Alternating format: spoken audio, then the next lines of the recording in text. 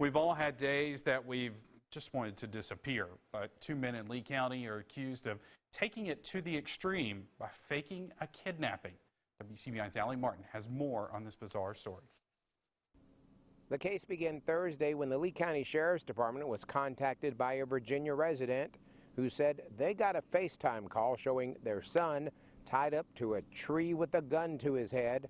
Lee County Sheriff Jim Johnson says the call was made from this Guntown property, and it was all orchestrated to get money to cover a drug debt. That initial phone call was the first of several, as the parents in Virginia thought their son was at the mercy of a kidnapper who was demanding a $500 ransom. After about 12 hours of this negotiating back and forth, the parents received a telephone call from who they believed to be their son begging for his life, and they heard what they thought was a gunshot.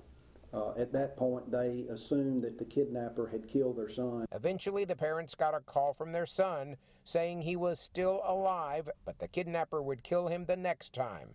Text messages were then received, threatening more harm to their son. They then set a timeline that every 10 minutes they would be sending photographs of their son with body parts that were being removed. They did receive several photographs of a hand that had damage to it, to the point that it had a nail driven through the fingers. Sheriff Johnson says the parents did not believe the photo was of their son's hand. At that point, investigators, acting as the parents, took over negotiations and set up a time for the kidnappers to get the ransom money at a Lee County Western Union location. Investigators arrested 24-year-old Andrew Blake Hawks as he was at the counter trying to collect the ransom money, which by then had dropped to $200. His accomplice, 36-year-old David G. Fisher, was also arrested. Both are charged with extortion. The sheriff says it was all a ruse to cover drug debts. You get involved in the drug cartel and you don't pay your debt to that bunch, you'll do almost anything to keep from losing your life. And you may lose it anyway, because the debt still hasn't been paid, and he's pretty safe where he's at right now.